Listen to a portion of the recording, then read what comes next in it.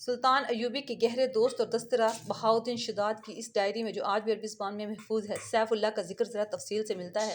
یہ شخص جس کا نام کسی باقاعدہ تاریخ میں نہیں ملتا، صلاح الدین ایوبی کی وفات کے بعد 17 سال تک زندہ رہا۔ واقعہ نگار لکھتے ہیں کہ اس نے عمر کے یہ آخری 17 سال سلطان ایوبی کی قبر کی مجاوری میں گزارے تھے۔ اس نے وصیت کی تھی کہ وہ مر جائے تو اسے سلطان کے ساتھ دفن کیا جائے، مگر سیف اللہ کی کوئی حیثیت نہیں تھی۔ وہ ایک گمنام انسان تھا جسے عام قبرستان میں دفن کیا گیا۔ تاریخی لحاظ سے سیف اللہ کی اہمیت یہ تھی کہ وہ سمندر پار سے صلاح الدین ایوبی کو قتل کرنے آیا تھا۔ اس وقت اس کا نام میگنا ماریوس تھا۔ اس نے اسلام کا صرف نام سنا تھا، اسے کچھ علم نہیں تھا کہ اسلام کیسا مذہب ہے۔ صلیبیوں کے پروپیگنڈے کے مطابق اسے یقین تھا کہ اسلام ایک قابل نفرت مذہب اور مسلمان ایک قابل نفرت فرقہ ہے جو عورتوں کا شدائے اور انسانی گوشت کھانے کا عادی ہے۔ لہٰذا میگنا ماریوس جب کبھی مسلمان کا نام سنتا تو نفرت سے تھوک دیا کرتا تھا۔ وہ بے مثال جرأت کا مظاہرہ کرتے ہوئے جب سلطان صلاح الدین ایوبی کو قتل کرنے کے لیے آیا تو میگنا ماریوس قتل ہو گیا اور اس کے مردہ وجود سے سیف اللہ نے جنم لیا۔ تاریخ میں ایسے حکمرانوں کی کمی نہیں جنہیں قتل کیا گیا یا جن پر قاتلانہ حملے ہوئے، لیکن سلطان صلاح الدین ایوبی تاریخ کی ان چند شخصیتوں میں سے ایک ہے جسے قتل کرنے کی کوشش دشمنوں نے بھی کی اور اپنوں نے بھی، بلکہ اپنوں نے اسے قتل کرنے کی غیروں سے زیادہ سازشیں کی۔ اسی لیے صلاح الدین ایوبی نے بارہا کہا تھا کہ تاریخ اسلام میں وہ وقت جلدی آئے گا جب مسلمان رہیں گے تو مسلمان ہی، لیکن اپنا ایمان بیچ ڈالیں گے اور صلیبی ان پر حکومت کریں گے۔ آج ہم وہ وقت دیکھ رہے ہیں۔ سیف اللہ کی کہانی اس وقت سے شروع ہوتی ہے جب سلطان ایوبی نے صلیبیوں کا متحدہ بیڑا بحیرہ روم میں نذر آتش کیا تھا۔ ان کے کچھ بحری جہاز بچ کر نکل گئے تھے۔ سلطان ایوبی بحیرہ روم کے ساحل پر اپنی فوج کے ساتھ موجود رہا اور سمندر سے نکلنے والے صلیبیوں کو گرفتار کرتا رہا۔ ان میں 7 لڑکیاں بھی شامل تھیں جن کی تفصیل آپ جان چکے ہیں۔ مصر میں سلطان کی سوڈانی سپاہ نے بغاوت کی جسے سلطان نے دبا لیا۔ اسے سلطان زنگی کی بھیجی ہوئی حکمت بھی مل گئی۔ اب وہ صلیبیوں کے عزائم کو ناکام ختم کرنے کے لیے منصوبہ بنانے لگا۔ بحیرہ روم کے پار روم شہر کے مضافات میں صلیبی سربراہوں کی کانفرنس ہو رہی تھی۔ ان میں شاہ اگسٹس بھی تھا، شاہ ریمانڈ بھی اور شہنشاہ لوئی ہفتم کا بھائی رابرٹ بھی۔ اس کانفرنس میں سب سے زیادہ قہر و غضب میں آیا ہوا ایک شخص تھا جس کا نام ایملرک تھا۔ وہ صلیبیوں کے اس متحدہ بیڑے کا کمانڈر تھا جو مصر پر فوج کشی کے لیے گیا تھا، مگر سلطان صلاح الدین ایوبی ان پر ناگہانی آفت کی طرح ٹوٹا تھا۔ اس بیڑے کے ایک بھی سپاہی کو مصر کے ساحل پر قدم نہ رکھنے دیا تھا۔ مصر کے ساحل پر جو صلیبی پہنچے وہ سلطان ایوبی کی فوج کے ہاتھوں پکڑے گئے۔ ایملرک کے ہونٹ کانپ رہے تھے، اس کا بیڑا غرق ہوئے 15 دن گزر گئے تھے۔ وہ 15ویں دن اٹلی کے ساحل پر پہنچا تھا۔ سلطان ایوبی کے آتشین تیر اندازوں نے اس کے جہاز کے بادل اور مستول جلا دیے تھے۔ یہ تو اس کی خوش قسمتی تھی کہ اس کے ملاحوں اور سپاہیوں نے آگ پر قابو پا لیا تھا اور وہ جہاز کو بچا لے گئے تھے، مگر بادبانوں کے بغیر جہاز سمندر پر ڈولتا رہا۔ پھر طوفان آ گیا، اس کے بچنے کی کوئی امید نہ رہی۔ بہت سے بچے کھچے جہاز اور کشتیاں اس طوفان میں غرق ہو گئی۔ یہ ایک معجزہ تھا کہ ایملرک کا جہاز ڈولتا بھٹکتا ڈوب کر ابھرتا اٹلی کے ساحل جا لگا تھا۔ اس میں اس کے ملاحوں کا بھی کمال شامل تھا۔ انہوں نے چپوں کے زور پر جہاز کو قابو میں رکھا تھا۔ ساحل پر پہنچتے ہی اس نے تمام ملاحوں اور سپاہیوں کو بے دریغ انعام دیا تھا۔ صلیبی سربراہ وہیں اس کے منتظر تھے، اس بات پر غور کرنا چاہتے تھے کہ انہیں دھوکہ کس نے دیا ہے۔ ظاہر ہے کہ شک سوڈانی سالار ناجی پر ہی ہو سکتا تھا۔ اس کے خط کے مطابق انہوں نے حملے کے لیے بیڑا روانہ کیا تھا، مگر اس کے ساتھ ناجی کا تحریری رابطہ پہلے بھی موجود تھا۔ انہوں نے ناجی کے اس خط کی تحریر پہلے 2 خطوں سے ملائی تو انہیں شک ہوا کہ یہ کوئی گڑبڑ ہے۔ انہوں نے قاہرہ میں جاسوس بھیج رکھے تھے، مگر ان کی طرف سے بھی کوئی اطلاع نہ ملی تھی۔ انہیں یہ بتانے والا کوئی نہ تھا کہ سلطان صلاح الدین ایوبی نے ناجی اور اس کے سازشی سالاروں کو خفیہ طریقے سے مروا دیا اور رات کی تاریکی میں گمنام قبروں میں دفن کر دیا تھا۔ اور صلیبی سربراہوں اور بادشاہوں کے وہم و گمان میں بھی یہ بات نہیں آ سکتی تھی کہ جس خط پر انہوں نے بیڑا روانہ کیا تھا وہ خط ناجی کا ہی تھا، مگر حملے کی تاریخ سلطان ایوبی نے تبدیل کر کے لکھی تھی۔ جاسوسوں کو ایسی معلومات کہیں سے بھی نہیں مل سکتی تھی۔ یہ کانفرنس کسی نتیجے پر نہ پہنچ سکی۔ ایملرک کے منہ سے بات تک نہ نکلتی تھی، وہ شکست خوردہ تھا، غصے میں تھا، تھکا ہوا تھا۔ کانفرنس اگلے روز کے لیے ملتوی کر دی گئی۔ رات کے وقت تمام سربراہ شکست کا غم شراب میں ڈبو رہے تھے۔ ایک آدمی اس محفل میں آیا، اسے ریمانڈ جانتا تھا، وہ ریمانڈ کا قابل اعتماد جاسوس تھا۔ وہ حملے کی شام مصر کے ساحل پر اترا تھا۔ اس سے تھوڑی ہی دیر بعد صلیبیوں کا بیڑا آیا۔ اس کی آنکھوں کے سامنے یہ بیڑا سلطان ایوبی کی قلیل فوج کے ہاتھوں تباہ ہوا تھا۔ یہ جاسوس مصر کے ساحل پر رہا، اس نے بہت سی معلومات مہیا کر لی تھی۔ ریمانڈ نے اس کا تعارف کروایا کہ سب اس کے گرد جمع ہو گئے۔ اس جاسوس کو معلوم تھا کہ صلیبی سربراہوں نے سلطان ایوبی کو قتل کرانے کے لیے رابن نام کا ایک ماہر جاسوس سمندر پار بھیجا تھا اور اس کی مدد کے لیے 5 آدمی اور 7 جوان اور خوبصورت لڑکیاں بھیجی تھی۔ اس جاسوس نے بتایا کہ رابن زخمیوں کے ساتھ زخمی ہونے کا بہانہ کر کے ایوبی کے کیمپ تک پہنچ گیا تھا۔ اس کے آدمی 5 تاجروں کے بھیس میں تھے۔ ان میں کرسٹوفر نام کے ایک آدمی نے ایوبی پر تیر چلایا، مگر تیر خطا ہو گیا۔ 5 آدمی پکڑے گئے، 7 لڑکیاں بھی پکڑی گئی۔ انہوں نے کہانی تو اچھی گھڑ لی تھی۔ سلطان ایوبی نے لڑکیوں کو پناہ میں لے لیا، 5 آدمیوں کو چھوڑ دیا، مگر ایوبی کا ایک ماہر سراغ رساں جس کا نام علی بن سفیان ہے اچانک آ گیا۔ اس نے سب کو گرفتار کر لیا۔ 5 میں سے ایک آدمی کو سب کے سامنے قتل کرا کے دوسروں سے اقبال جرم کروا لیا۔ جاسوس نے کہا، میں نے اپنے متعلق بتایا تھا کہ میں ڈاکٹر ہوں، اس لیے سلطان نے مجھے زخمیوں کی مرہم پٹی کی ڈیوٹی دے دی۔ وہیں مجھے یہ اطلاع ملی کہ سوڈانی میں بغاوت کی تھی جو دبا لی گئی ہے۔ سوڈانی افسروں اور لیڈروں کو ایوبی نے گرفتار کر لیا۔ رابن 4 آدمی اور 6 لڑکیاں یوبی کی قید میں ہیں، لیکن ابھی تک ساحل پر ہیں۔ 7ویں لڑکی جو سب سے ہوشیار ہے لاپتہ ہے، اس کا نام مبینہ ارطلاس ہے، موبی کہلاتی ہے۔ یوبی بھی کیمپ میں نہیں ہے، اس کا سراغ رساں علی بن سفیان بھی وہاں نہیں۔ بڑی مشکل سے نکل کر آیا ہوں، بڑی زیادہ اجرت پر تیز رفتار کشتی مل گئی تھی۔ میں یہ خبر دینے آیا ہوں کہ رابن، اس کے آدمی اور لڑکیاں موت کے خطرے میں ہیں۔ مردوں کا ہمیں فکر نہیں کرنی چاہیے، لڑکیوں کو بچانا لازمی ہے۔ آپ جانتے ہیں کہ سب جوان ہیں اور چنی ہوئی خوبصورت ہیں۔ مسلمان ان کا جو حال کر رہے ہوں گے اس کا آپ تصور کر سکتے ہیں۔ ہمیں یہ قربانی دینی پڑے گی، شاہ اگسٹس نے کہا۔ اگر مجھے یقین دلایا جائے کہ لڑکیوں کو جان سے مار دیا جائے گا تو میں یہ قربانی دینے کے لیے تیار ہوں، ریمنڈ نے کہا۔ مگر ایسا نہیں ہوگا، مسلمان ان کے ساتھ وحشیوں کا سا سلوک کر رہے ہوں گے، لڑکیاں ہم پر لعنت بھیج رہی ہوں گی، میں انہیں بچانے کی کوشش کروں گا۔ یہ بھی ہو سکتا ہے، رابرٹ نے کہا، کہ مسلمان لڑکیوں کے ساتھ اچھا سلوک کر کے ہمارے خلاف جاسوسی کے لیے استعمال کرنے لگے۔ بہرحال ہمارا یہ فرض ہے کہ انہیں قید سے آزاد کرائیں، میں اس کے لیے اپنا آدھا خزانہ خرچ کرنے کے لیے تیار ہوں۔ یہ لڑکیاں صرف اس لیے قیمتی نہیں ہیں کہ یہ لڑکیاں ہیں، جاسوس نے کہا۔ وہ دراصل تربیت یافتہ ہیں، اتنے خطرناک کام کے لیے ایسی لڑکیاں ملتی ہی کہاں ہیں۔ آپ کسی جوان لڑکی کو ایسے کام کے لیے تیار نہیں کر سکتے کہ وہ دشمن کے پاس جا کر اپنا آپ دشمن کے حوالے کر دے، دشمن کی عیاشی کا ذریعہ بنے اور جاسوسی اور تخریب کاری کرے۔ اس کام میں عزت تو سب سے پہلے دینی پڑتی ہے۔ یہ خطرہ تو ہر وقت لگا رہتا ہے کہ جو ہی دشمن کو پتہ چلے گا کہ لڑکی جاسوس ہے تو اسے اذیتیں دی جائیں گی یا پھر اسے جان سے مار دیا جائے گا۔ ان لڑکیوں کو ہم نے زر کثیر صرف کر کے حاصل کیا، پھر ٹریننگ دی تھی اور انہیں بڑی محنت سے مصر عرب کی زبان سکھائی تھی۔ ایک ہی بار 7 تجربہ کار لڑکیوں کو ضائع کرنا عقل مندی نہیں۔ کیا تم اعتماد سے کہہ سکتے ہو کہ لڑکیوں کو ایوبی کے کیمپ سے نکالا جا سکتا ہے؟ اگسٹس نے پوچھا۔ جی ہاں، جاسوس نے کہا، نکالا جا سکتا ہے۔ اس کے لیے غیر معمولی طور پر دلیر اور پختہ کار آدمیوں کی ضرورت ہے، مگر یہ بھی ہو سکتا ہے کہ وہ دونوں تک رابن اور اس کے 4 آدمیوں اور لڑکیوں کو قاہرہ لے جائیں۔ وہاں سے نکالنا بہت ہی مشکل ہوگا۔ اگر ہم وقت ضائع نہ کریں تو ہم انہیں کیمپ میں ہی جا لیں گے۔ آپ مجھے 20 آدمی دے دیں، میں ان کی رہنمائی کروں گا، لیکن آدمی ایسے ہوں جو جان پر کھیلنا جانتے ہوں۔ ہمیں ہر قیمت پر ان لڑکیوں کو واپس لانا ہے، ایملرک نے گرج کر کہا۔ اس پر بحیرہ روم میں جو بیتی تھی اس کا وہ انتقام لینے کو پاگل ہوا جا رہا تھا۔ وہ صلیبیوں کے متحدہ بیڑے اور اس بیڑے میں سوار لشکر کا سپریم کمانڈر بن کر اس امید پر گیا تھا کہ مصر کی فتح کا سہرا اس کے سر بندھے گا، مگر صلاح الدین ایوبی نے اسے مصر کے ساحل کے قریب بھی نہ جانے دیا تھا۔ وہ جلتے ہوئے جہاز میں زندہ جل جانے سے تو بچا، طوفان نے گھیر لیا۔ اب بات کرتے ہیں، اس کے ہونٹ کانپے تھے اور وہ زیادہ تر باتیں میز پر مکے مار کر یا اپنی ران پر زور زور سے ہاتھ مار کر اپنے جذبات کا اظہار کرتا تھا۔ اس نے کہا، میں لڑکیوں کو بھی لاؤں گا اور صلاح الدین ایوبی کو بھی قتل کرواؤں گا۔ میں انہی لڑکوں کو مسلمانوں کی سلطنت کی جڑیں کھوکھلی کرنے کے لیے استعمال کروں گا۔ میں سچے دل سے آپ کی تائید کرتا ہوں، شاہ ایملرک، ریمنڈ نے کہا۔ ہمیں تربیت یافتہ لڑکیوں کی اتنی آسانی سے ضائع نہیں کرنا چاہیے، نہ ہم کریں گے۔ آپ سب کو اچھی طرح معلوم ہے کہ شاہ کے حرموں میں ہم کتنی لڑکیاں داخل کر چکے ہیں، کتنی مسلمان گورنر اور امیران لڑکیوں کے ہاتھوں میں کھیل رہے ہیں۔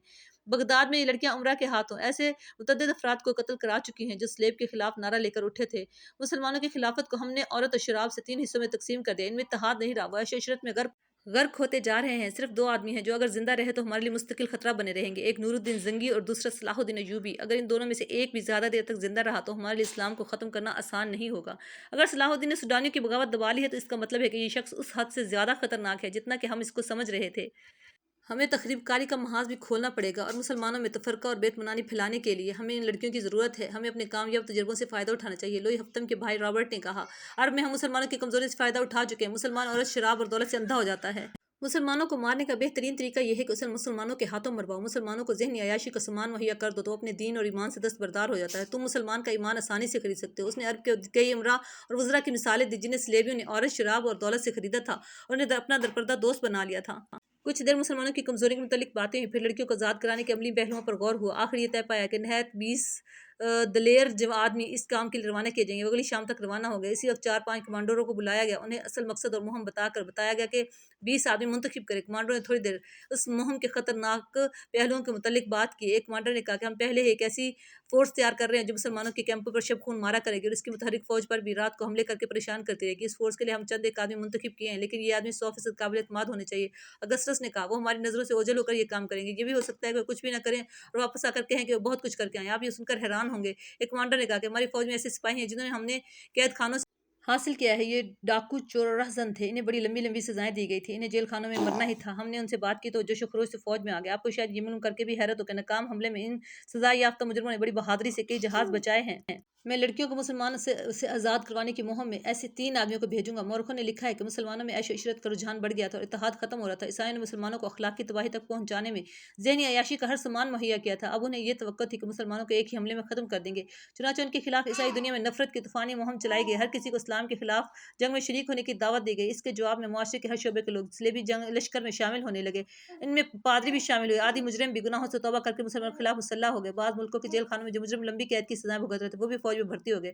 ان مجرموں کے متعلق عیسائیوں کا تجربہ غالباً اچھا تھا، جس کے پیش نظر ایک کمانڈر نے لڑکیوں کو آزاد کرانے صلاح الدین کو قتل کرنے کے لیے قیدی مجرموں کا انتخاب کیا تھا۔ صبح تک 20 انتہائی دلیر اور ذہین آدمی چن لیا گیا۔ ان میں سے میگنا ماریوس بھی تھا، جسے روم کے جیل خانے سے لایا گیا تھا۔ اس جاسوس کو جو ڈاکٹر کے بہروپ میں سلطان ایوبی کے کیمپ میں رہا اور فرار ہو کر آیا تھا، اس کمانڈو پارٹی کا کمانڈر اور گائیڈ مقرر کیا گیا۔ اس طرح پارٹی کو یہ مشن دیا گیا کہ لڑکیوں کو مسلمان کی قید سے نکالنا ہے۔ اگر رابن اور اس کے 4 ساتھیوں کو بھی آزاد کرایا جا سکے تو کرا لینا، ورنہ ان کے لیے کوئی خطرہ مول لینے کی ضرورت نہیں۔ دوسرا مشن تھا صلاح الدین کا قتل۔ اس پارٹی کی کوئی عملی ٹریننگ نہ دی گئی، صرف زبانی ہدایات اور ضروری ہتھیار دے کر اسی روز ایک بادبانی کشتی میں ماہی گیروں کے بھیس میں روانہ کر دیا گیا۔ جس وقت یہ کشتی اٹلی کے ساحل سے روانہ ہوئی، صلاح الدین ایوبی سوڈانیوں کی بغاوت کو مکمل طور پر دبا چکا تھا۔ سوڈانیوں کے بہت سے کماندار مارے یا زخمی ہو گئے تھے اور بہت سے سلطان ایوبی کے دفتر کے آس پاس موجود تھے۔ اس فتح میں اس کے جاسوسی کے نظام نے اس کو بہت زیادہ فائدہ دیا تھا۔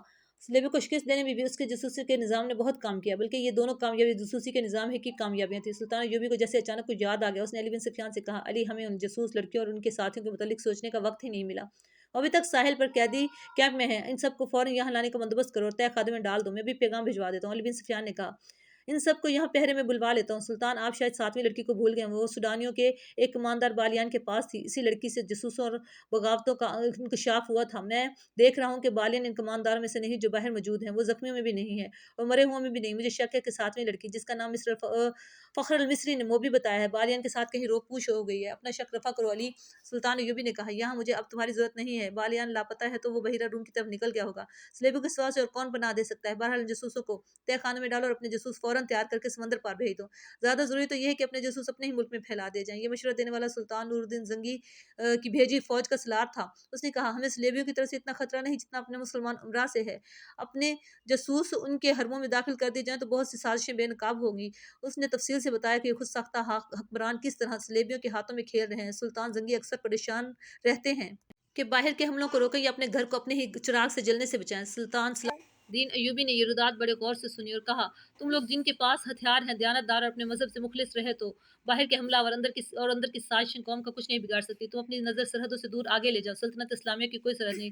تم نے جس روز اپنے آپ کو اور خدا کی اس عظیم اسلام کو سرحدوں کا پابند کیا، تم اسی روز سے سمجھو کہ تم ایک اپنے قید خانے میں قید ہو جاؤ گے، پھر تمام سرحدیں سکڑنے لگیں گی۔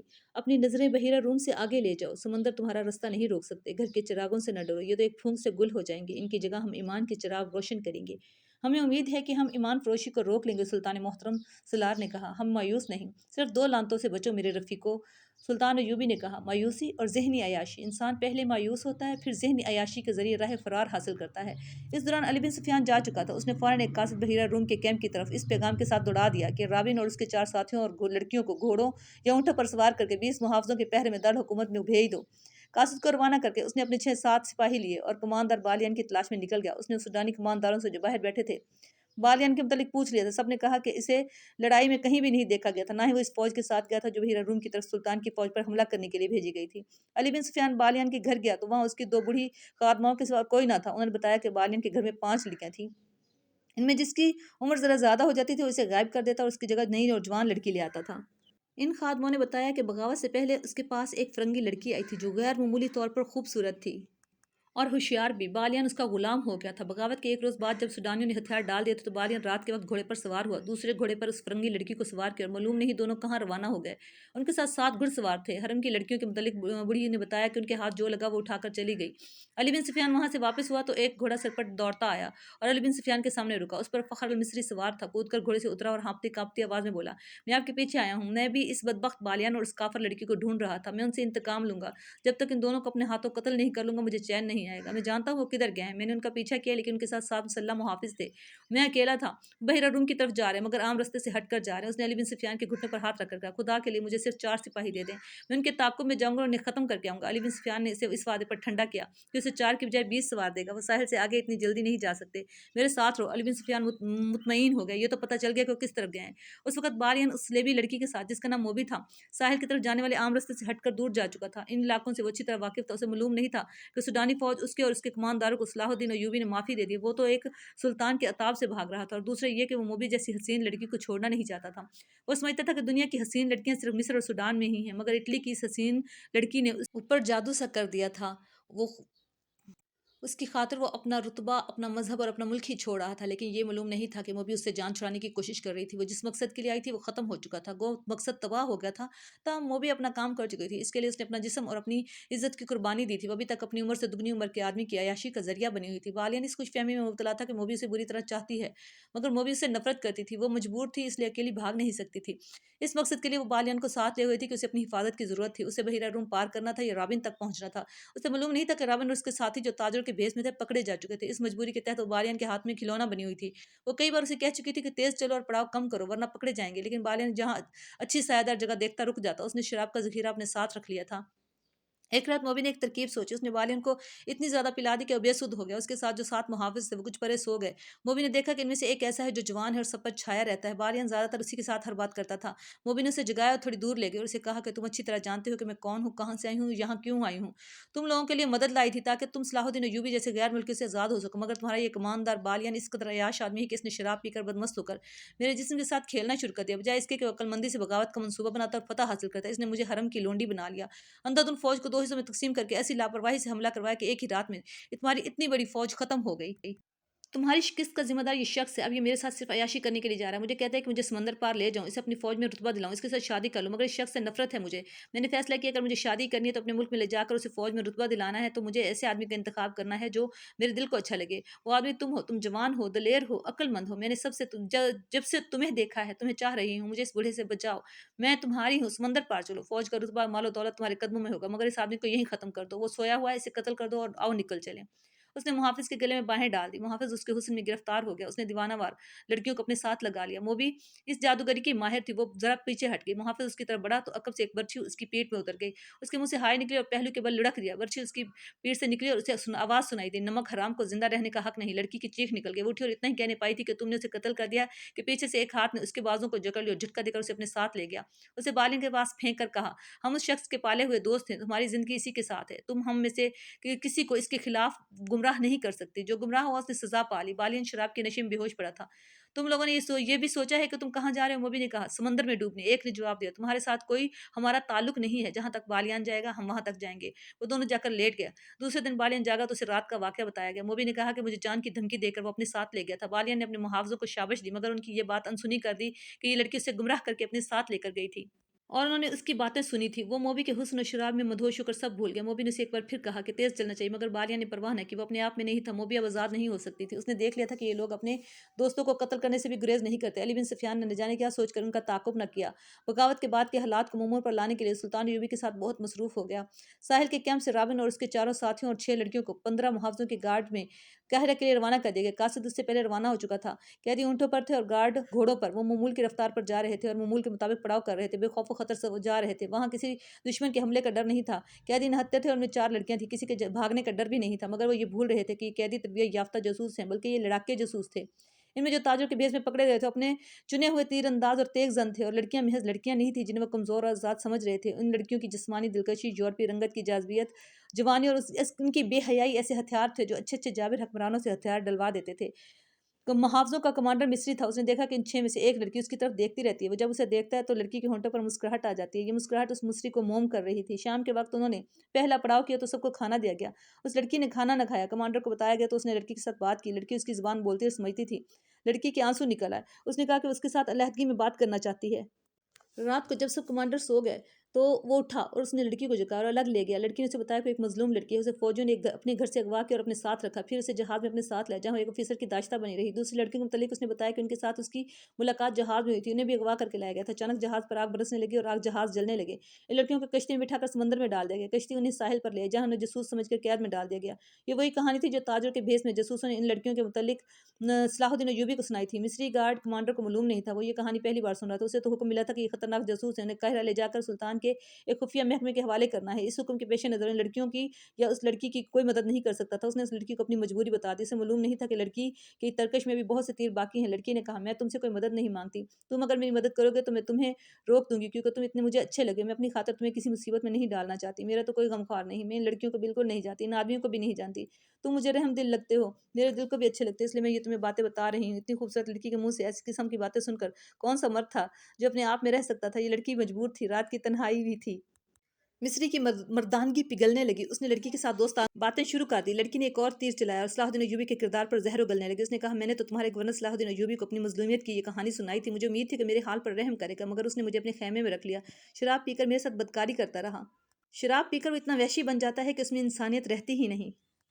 مصری کا خون کھولنے لگا۔ اس نے بدک کر کہا، ہمیں کہا گیا تھا کہ صلاح الدین ایوبی مومن ہے، فرشتہ ہے، شراب اور عورت سے نفرت کرتا ہے، مجھے اب اسی کے پاس لے جایا جا رہا ہے۔ لڑکی نے کہا، اگر تمہیں یقین نہ آئے تو رات کو دیکھ لینا کہ میں کہاں ہوں۔ وہ مجھے قید خانے میں نہیں ڈالے گا، اپنے حرم میں رکھ لے گا۔ مجھے اس آدمی سے ڈر آتا ہے۔ اس قسم کی بہت سی باتوں نے لڑکی نے اس مصری کے دل میں صلاح الدین ایوبی کے خلاف نفرت پیدا کر دی۔ وہ پوری طرح مصری پر چھا گئی، اس کے دل اور دماغ پر قبضہ کر لیا۔ مصری کو معلوم نہیں تھا کہ یہی ان لڑکیوں کا ہتھیار ہے۔ لڑکی نے آخر میں اسے کہا، اگر تم مجھے اس ذلیل زندگی سے نجات دلا دو تو میں ہمیشہ کے لیے تمہاری ہو جاؤں گی۔ میرا باپ تمہیں سونے کی شرفیوں سے مالا مال کر دے گا۔ اس نے اس کا طریقہ یہ بتایا کہ میرے ساتھ سمندر پار بھاگ چلو، کشتیوں کی کمی نہیں، میرا باپ بہت امیر آدمی ہے، میں تمہارے ساتھ شادی کر لوں گی، میرا باپ تمہیں نہایت اچھا مکان اور بہت سی دولت دے گا اور تم تجارت کر سکتے ہو۔ مصری کو یہ یاد رہ گیا تھا کہ وہ مسلمان ہے۔ اس نے کہا کہ اپنا مذہب ترک نہیں کر سکتا۔ لڑکی نے ذرا سوچ کر کہا، میں تمہارے لیے اپنا مذہب چھوڑ دوں گی۔ اس کے بعد فرار اور شادی کا پروگرام بنانے لگے۔ لڑکی نے اسے کہا، میں تم پر زور نہیں دیتی، اچھی طرح سوچ لو، میں صرف جاننا چاہتی ہوں کہ میرے دل میں تمہاری جو محبت پیدا ہوئی اتنی تمہارے میں پیدا ہوئی یا نہیں۔ اگر تم مجھے قبول کرنے پر آمادہ ہو سکتے ہو تو سوچ لو اور کوشش کرو کہ قاہرہ تک ہمارا سفر لمبا ہو جائے۔ ہم ایک بار وہاں پہنچ گئے تو پھر تم میری بو بھی نہیں سونگھ سکو گے۔ لڑکی کا مقصد صرف اتنا تھا کہ سفر لمبا ہو جائے، 3 دنوں کی بجائے 6 دن راستے میں ہی گزریں گے۔ اس کی وجہ یہ تھی کہ رابن اور اس کے ساتھی فرار کی ترکیبیں سوچ رہے تھے۔ وہ اس کوشش میں تھے کہ رات کو صبح محافظوں کے ہتھیار اٹھا کر انہیں قتل کر دیا جائے، جو ناممکن سا کام تھا، یا ان کے گھوڑے چرا کر بھاگا جائے۔ ابھی تو پہلا ہی پڑاؤ تھا۔ ان کی ضرورت یہ تھی کہ سفر لمبا ہو جائے تاکہ وہ اطمینان سے سوچ سکیں اور عمل کر سکیں۔ اس مقصد کے لیے انہوں نے اس لڑکی کو استعمال کیا۔ وہ محافظوں کے کمانڈر کو قبضے میں لے لے۔ لڑکی نے پہلی ملاقات میں ہی یہ مقصد حاصل کر لیا اور مصری کو منہ مانگی قیمت دے دی۔ مصری کوئی ایسا بڑا رتبے والا آدمی نہیں تھا، معمولی سا عہدیدار تھا۔ اس نے کبھی خواب میں بھی اتنی حسین لڑکی نہیں دیکھی تھی۔ کہاں ایک جیتی جاگتی لڑکی جو اس کے تصوروں سے بھی زیادہ خوبصورت تھی اس کی لونڈی بن گئی۔ وہ اپنا آپ، اپنا مذہب، اپنا فرض سب کچھ بھول گیا۔ وہ ایک لمحے کے لیے بھی لڑکی سے الگ نہیں ہونا چاہتا تھا۔ اس پاگل پن میں اس نے صبح کے وقت پہلا حکم یہ دیا کہ جانور بہت تھکے ہوئے ہیں، لہٰذا آج سفر نہیں ہوگا۔ محافظوں اور شتربانوں کو اس حکم سے بہت خوشی ہوئی۔ وہ محاذ کی سختیوں سے اکتائے ہوئے تھے، انہیں منزل تک پہنچنے کی کوئی جلدی نہیں تھی۔ وہ دن بھر آرام کرتے رہے، گپ شپ لگاتے رہے۔ ان کا کمانڈر اس لڑکی کے پاس بیٹھا بدمست ہوتا رہا۔ دن گزر گیا، رات آئی۔ جب سب سو گئے تو مصری لڑکی کو ساتھ لیے دور چلا گیا۔ لڑکی نے اسے آسمان پر پہنچا دیا۔ صبح جب یہ قافلہ چلنے لگا تو مصری کمانڈر نے راستہ بدل دیا۔ اپنے دستے سے اس نے کہا کہ اس طرف اگلے پڑاؤ کے لیے بہت خوبصورت جگہ ہے، قریب ایک گاؤں بھی ہے جہاں مرغیاں اور انڈے مل جائیں گے۔ اس کا دستہ اس پر بھی خوش ہوا کہ کمانڈر نے عیش کرا رہا ہے۔ البتہ اس دستے میں 2 عسکری ایسے تھے جو کمانڈر کی ان حرکتوں سے خوش نہیں تھے۔ انہوں نے اسے کہا کہ ہمارے پاس خطرناک قیدی ہیں اور یہ سب جاسوس ہیں، انہیں بہت جلدی حکومت کے حوالے کر دینا چاہیے، بلا وجہ سفر لمبا کرنا ٹھیک نہیں۔ مصری نے یہ کہہ کر چپ کروا دیا کہ یہ میری ذمہ داری ہے کہ جلدی پہنچوں یا دیر سے، جواب طلبی ہوئی تو مجھ سے ہوگی۔ دونوں خاموش تو ہو گئے، لیکن وہ الگ جا کر آپس میں خسر پھسر کرتے رہے۔ دوپہر کے بعد بہت دور آگے بہت سے گدھ اڑتے اور زمین پر اترتے ہوئے نظر آئے۔ یہ اس بات کی نشانی تھی کہ وہاں کوئی مردار ہے۔ وہ علاقہ مٹی اور ریت کے ٹیلوں کا تھا۔ صحرائی درخت بھی تھے۔ چلتے چلتے ان ٹیلوں میں داخل ہو گئے، راستہ اوپر ہوتا چلا گیا۔ وہ ایک بلند جگہ سے انہیں ایک میدان نظر آیا جہاں گدھوں کے غول اترتے ہوئے شور برپا کر رہے تھے۔ ذرا اور آگے گئے تو دیکھا یہ لاشیں تھیں، بدبو اٹھ رہی تھی۔ یہ ان سوڈانیوں کی لاشیں تھیں جو بحیرہ روم کے ساحل پر مقیم سلطان ایوبی کی فوج پر حملہ کرنے چلے تھے۔ سلطان ایوبی کے جانباز سواروں نے راتوں کو ان کے ایک بھی حصے پر حملہ کر کے انہیں شکست تو دی تھی، سوڈانی فوج کو تتر بتر کر دیا تھا۔ یہاں سے آگے میلوں وسعت میں لاشیں پھیلی ہوئی تھیں۔ سوڈانیوں کو اپنی لاشیں اٹھانے کی مہلت ہی نہیں ملی تھی۔ قیدیوں اور محافظوں کا قافلہ چلتا رہا، ذرا رخ بدل کر لاشوں اور گدھوں سے ہٹ گیا۔ قافلہ جب وہاں سے گزر رہا تھا تو انہوں نے دیکھا کہ لاشوں کے ارد گرد ان کے ہتھیار بھی بکھرے پڑے ہیں۔ ان میں کمانیں اور ترکش تھی، برچھیاں، تلواریں اور ڈھالیں بھی تھیں۔ قیدیوں نے یہ ہتھیار دیکھ لیے تھے۔ انہوں نے آپس میں باتیں کی اور رابن نے اس لڑکی سے کچھ کہا جس نے مصری کمانڈر پر قبضہ کر رکھا تھا۔ لاشیں اور ہتھیار دور تک پھیلے ہوئے تھے۔ دائیں طرف ٹیلوں کے قریب سرسبز جگہ تھی، پانی بھی نظر آ رہا تھا، سبزہ ٹیلوں کے اوپر تک گیا ہوا تھا۔ لڑکی نے کماندار کو اشارہ کیا کہ اس کے قریب چلا گیا۔ لڑکی نے کہا، یہ جگہ بہت اچھی ہے، یہیں رک جاتے ہیں۔ مصری نے قافلے کا رخ پھیر دیا اور سرسبز ٹیلے کے قریب پانی کے چشمے پر جا رکا۔ رات یہیں بسر کرنی تھی۔ جب گھوڑوں اور اونٹوں سے اترے جانور پانی پر ٹوٹ پڑے، رات گزارنے کے لیے اچھی جگہ دیکھی جانے لگی۔ 2 ٹیلوں کے درمیان جگہ کشادہ بھی تھی اور وہاں سبزہ بھی تھا، یہی جگہ منتخب کر لی گئی۔ جب رات کا اندھیرا گہرا ہو گیا تو سب سو گئے۔ مصری جاگ رہا تھا اور لڑکی بھی جاگ رہی تھی۔ اس رات اسے خاص طور پر جاگنا تھا اور مصری کمانڈر کو پوری طرح مدہوش کرنا تھا۔ اسے جب خراٹوں کی آوازیں سنائی دینے لگی تو وہ مصری کے پاس چلی گئی۔ اسی لڑکی کی خاطر وہ سب سے الگ اور دور ہٹ کر لیٹا تھا۔ لڑکی اسے ٹیلے کی اوٹ میں لے گئی اور وہاں سے اور زیادہ دور لے جانے کی خواہش ظاہر کی۔ مصری اس کی خواہشوں کا غلام ہو گیا تھا، اسے احساس تک نہیں تھا